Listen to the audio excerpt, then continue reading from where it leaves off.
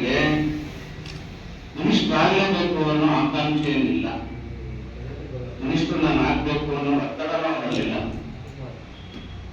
ನಾನು ಏನು ಈ ನಿಟ್ಟಿನಲ್ಲಿ ಕಳೆದ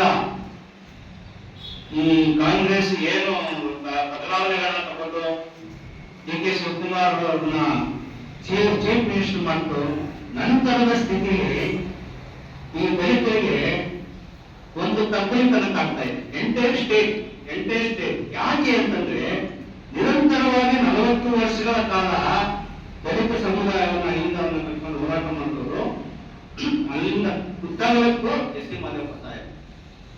ಸಿದ್ದರಾಮಯ್ಯನವರು ಹೆಜ್ಜೆಗೂ ಆಗ್ತಾರೆ ಎಸ್.ಎಲ್. ಮಾದೇವ ಬರ್ತಾರೆ.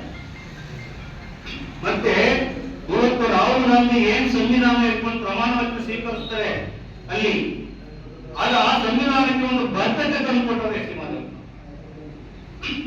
ಸುಮಾರು ಭಾರತದಲ್ಲಿ 70 ಭಾಗ ದಲಿತರಿಂದ ಕಾಂಗ್ರೆಸ್ ಪಕ್ಷ ಇದೆ. 70% ವೋಟ್ನ ದಲಿತರಿಂದ ಕಾಂಗ್ರೆಸ್ ತಗೋತಾ ಇದೆ. ಅದಕ್ಕೆಲ್ಲ ಸಂಘಟನೆ ಮುಖ್ಯ ರೂವಾರಿ ಆಧಾರ ಸ್ತಂಭ ಎಸ್.ಸಿ. ಮಾದೇವಪ್ಪನವರು ಕರ್ನಾಟಕದಲ್ಲಿ. ಇಂತಹ ಒಂದು ಆಧಾರ ಸ್ತಂಭ ಇರ್ತಕ್ಕಂಥ ಎಸ್.ಸಿ. ಮಾದೇವಪ್ಪನವ್ರನ್ನ ಚೀಫ್ ಮಿನಿಸ್ಟರ್ ಆಗಬೇಕಾಗಿತ್ತು, ಪರವಾಗಿಲ್ಲ. ಉಪಮುಖ್ಯಮಂತ್ರಿ ಆಗಬೇಕಾಯ್ತು, ಪರವಾಗಿಲ್ಲ. ಮೊದಲನೇ ಕಂತಿನ ಪ್ರಭಾವ ಖಾತೆಯನ್ನು ಕೊಟ್ಟು ಆ ದಲಿತರಿಗೆ ನ್ಯಾಯ ತಲುಪಿಸಿಕೊಡುವಂತ ಒಂದು ಬದ್ಧತೆನ ನಾವು ಸರ್ಕಾರ ಮಾಡಲಿಲ್ಲ ಅಂತ ಜನ ಕಾಯಂ ಸ್ವಯಂ ಪ್ರೇರಿತರಾಗಿ ಇವತ್ತು ನಾವು ಎಸ್.ಸಿ. ಮಾದೇವಪ್ಪನಿಗೆ ಸಂವಿಧಾನದಲ್ಲಿ ಸಂಪುಟದಲ್ಲಿ ಸ್ಥಾನ ಕೊಡಬೇಕು ಅಂತ ನಮ್ಮ ಹೋರಾಟವೇ ಹೊರತು ಎಸ್.ಸಿ. ಮಾದೇವಪ್ಪನವ್ರ ಹೋರಾಟ ಅಲ್ಲ.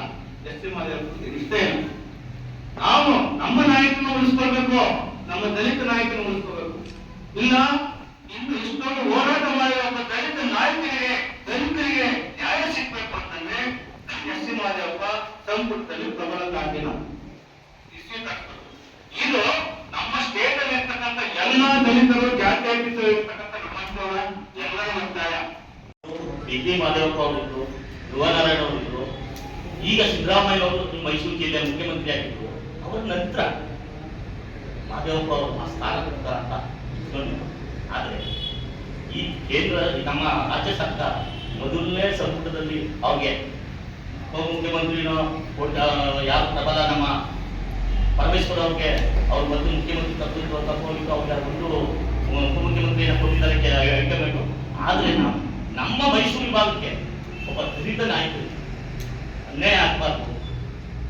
ಈ ಮುಂದಿನ ನಡೆಯುವಂತಹ ಸಚಿವ ಸಂಪುಟದಲ್ಲಿ ಅವರ ಸ್ಥಾನ ಕೊಡಿ ಅನ್ನೋ ಒಂದು ಒತ್ತಾಯ ಈ ವಿಭಾಗದಲ್ಲಿ ನಮಗೆ ನಮ್ಮ ನಾಯಕರಿಗೆ ಅನ್ಯಾಯ ಆಗಬಾರ್ದು. ಆ ತುಂಬಾ ಏನು ಇವತ್ತು ಸಿದ್ದರಾಮಯ್ಯವರು ಅಧಿಕಾರನ ಕಳ್ಕೊಂಡು ರಾಜೀನಾಮೆ ಕೊಟ್ಟು ಅದಕ್ಕೆ ಮುಖ್ಯಮಂತ್ರಿಯಾಗಿ ಡಿ.ಕೆ. ಶಿವಕುಮಾರ್ ಕುಣಿಸೋರು.